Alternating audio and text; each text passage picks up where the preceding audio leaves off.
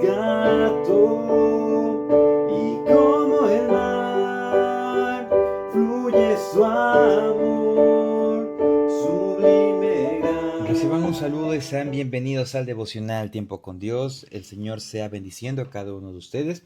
Es un gusto que podamos estar hoy miércoles 8 de mayo compartiendo este tiempo de estudio. El devocional de hoy lleva por título Sin Dios y sin paz. Está en el Primero de Reyes 14 del 21 al 31. Así dice la palabra del Señor. Roboam, hijo de Salomón, reinó en Judá de 40 años y de 41 años era Roboam cuando comenzó a reinar y 17 años reinó en Jerusalén, ciudad que Jehová eligió de todas las tribus de Israel para poner allí su nombre.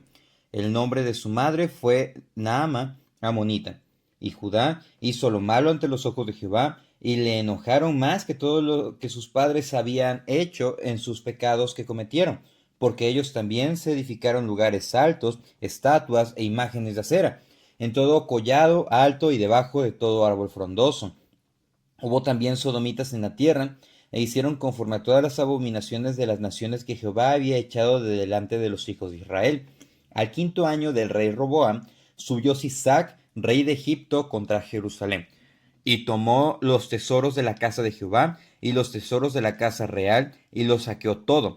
También se llevó todos los escudos de oro que Salomón había hecho, y en lugar de ellos hizo el rey Roboam escudos de bronce, y los dio a los capitanes de los de la guardia, quienes custodiaban la puerta de la casa real. Cuando el rey entraba a la casa de Jehová, los de la guardia los llevaban y los ponían en la cámara de los de la guardia. Los demás hechos de Roboam y todo lo que hizo no es escrito en las crónicas de los reyes de Judá. Y hubo guerra entre Roboam y Jeroboam todos los días. Y durmió Roboam con sus padres y fue sepultado con sus padres en la ciudad de David. El nombre de su madre fue Naama Amonita y reinó en su lugar Abiam, su hijo, sin Dios y sin paz. Vamos a estar estudiando dos elementos, dos enseñanzas de las cuales nos hablan mucho de estos dos elementos que se menciona en el título, sin Dios y sin paz, los cuales vamos a estar compartiendo con aprecio, con mucho respeto. Y el primer punto que vamos a ver es: no te desvíes de lo correcto. No hay que desviarnos de lo correcto. Y vemos aquí que el autor hace un salto, da un brinco, si podemos llamarlo así, pero no es un brinco, sino que cambiamos de escena para ver el relato, el enfoque del reino del sur. Dice que Roboam um, reinó un total de 17 años, y algo muy padre que dice acá, en la ciudad que Dios eligió. Dice 17 años reinó en Jerusalén, ciudad que Jehová eligió de todas las tribus de Israel para poner allí su nombre. Nos dice que fue Dios quien escogió Jerusalén para que allí fuese puesto su nombre. ¿Y en qué familia o qué tribu estaba ahí? Bueno, la tribu de Judá y, y también la familia de David, toda su descendencia. Y vemos que de la tribu de Judá, de la descendencia de David en específico, fue Dios quien permitió que se cumplieran las profecías y que naciera Cristo. Es por eso que nos dice acá que Jehová eligió de todas las tribus de Israel. Pero vemos algo bastante triste. Ciertamente Dios escogió a Judá para que de ahí se llevase a cabo toda la descendencia de la cual iba a nacer el Mesías. Pero en ese momento Roboam lo tomó en poco, al igual que la palabra que el Señor le entregó o le dio al momento de detener los planes de una guerra antes de su inicio. Vemos que ellos obedecieron, que no tenían que enfrentarse porque era una obra del Señor, pero definitivamente lo que Roboam hizo en vez de arrepentirse fue actuar pecaminosamente, y nos dice el mismo pasaje, peor que sus antepasados. Y en resumen podemos decir que pervirtió en idolatría y en todos los ámbitos, tanto su persona como a Judá. Y esto le trajo grandísimas consecuencias. Vemos que Roboam hizo lo malo y condujo al pueblo pues a ello, al pecado, al igual que sus hermanos de Israel, del reino del norte. Entonces nos dice acá, versículo 22, y Judá. En otras traducciones o incluso los comentaristas dicen que esta expresión, y Judá hizo lo malo ante los ojos de Jehová, se está refiriendo específicamente a Roboam. Y Roboam hizo lo malo ante los ojos de Jehová. Pero se pone aquí el nombre de Judá porque definitivamente podemos decir que el rey representa al pueblo. Entonces, el rey estaba mal y el pueblo, por consiguiente, estaba mal porque el rey estaba dando un testimonio, pero pésimo. Dice, y le enojaron más que todo lo que sus padres habían hecho en sus pecados que cometieron. Similar al caso de Israel. Fue peor que los pecados de Salomón, peor que los pecados y deslices de David, peor que la desobediencia y pecado de Saúl, y peor que todos los pecados que habían cometido en ese ciclo tan enfermizo de los jueces, en el que estuvo el pueblo de Israel. Y dice que esto fue malo ante los ojos de Jehová.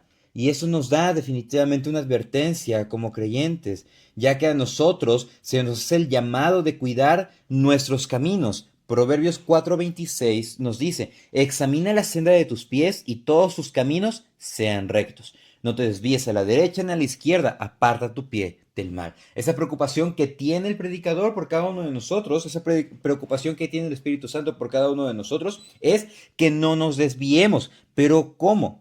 Vamos a ser llevados al verdadero camino, el cual lo encontramos en Cristo.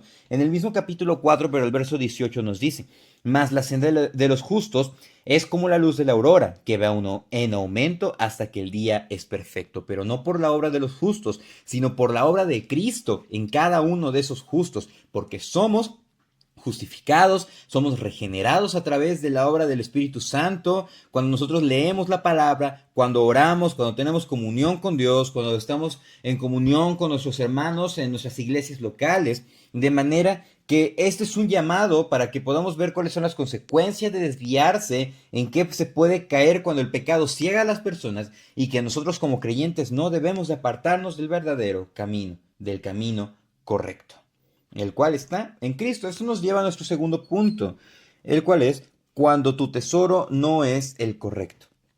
Continúa la narrativa en el versículo 25 y nos dice que al quinto año del reinado de Roboam, recordamos que él reinó 17 años, dice que él perdió todo de lo que podía jactarse, todo de lo que podía enorgullecerse. Perdió los tesoros del templo, que eran demasiados. Él perdió los tesoros del palacio. Recordemos que la casa del Líbano estaba pero increíblemente adornada, que tenía incluso su trono, que tenía 6 escaleras, que tenía también esos leones decorativos, bastante excéntricas esas decoraciones, pero tenía mucho oro. Dice que también perdió los 500 escudos de oro que Salomón habían hecho. Pero ¿cómo los perdió? Nos dice el mismo pasaje que fueron saqueados por Sisac, el faraón que estaba en ese momento. Nos dice el versículo 25, subió Sisac, rey de Egipto, contra Jerusalén, y tomó los tesoros de la casa de Jehová y los tesoros de la casa real, y saqueó todo. También se llevó todos los escudos de oro que Salomón había hecho. Al ver esto, Roboam, ¿cuál fue su solución? Su solución fue hacer escudos de bronce, obviamente similares a los que Salomón había hecho. Estos no tenían la misma gloria de antes, porque recordemos que en el tiempo de Salomón la plata era tan común y era tomada en poco que era prácticamente decir como que eran piedras, algo común que podía cualquiera tener, pero el oro era lo mejor. Y ahora eso era prácticamente que se estaban rebajando al bronce. Entonces vemos que empieza una decadencia en este momento y Roboam siguió sin arrepentirse. ¿Y cuál fue la otra solución?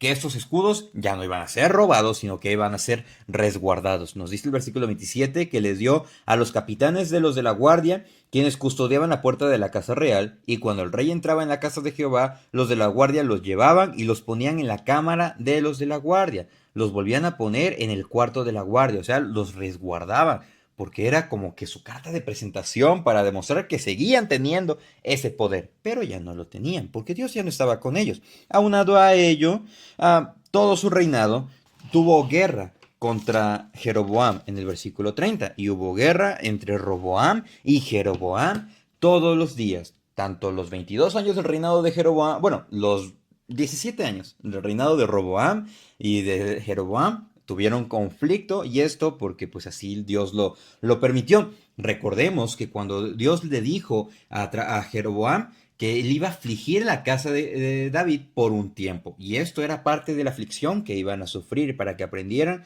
a conocer al Señor, a depender y a humillarse. Y otro detalle para revisar es que la enseñanza materna que tuvo Roboam fue una que estuvo completamente alejada de Dios. Dice que el nombre de su madre fue Naama Amonita. No era una persona israelita que conocía la ley del Señor, sino que era alguien que desconocía, de manera que sus caminos prácticamente estaban tergiversados desde el principio porque no conocían las enseñanzas del Señor ni tampoco las ordenanzas en las que debían de estar. Vemos que la confianza de Roboam consistió en toda la riqueza acumulada, la cual perdió, y en la paz que le antecedió, pero ésta se desvaneció al romperse el reino y también con el conflicto constante que hubo contra Jeroboam. Podemos apreciar nosotros este elemento, que si no dependemos de Dios, todo será catastrófico, porque recordemos la expresión que de la palabra confrontadora del profeta Ahías a Jeroboam, que dice que él lo echó por su espalda, o sea que lo tomó en nada y se alejó de Dios, al igual que Roboam.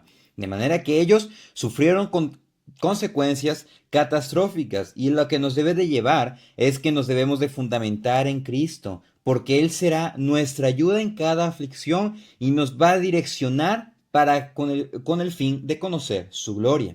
No es que nosotros digamos, acércate a Cristo y tus problemas van a ser solucionados. No, sino que es acércate a Cristo, vas a seguir teniendo complicaciones como todos, como en cualquier momento, pero esas complicaciones van a ser diferentes porque las vamos a pasar con la ayuda del Señor.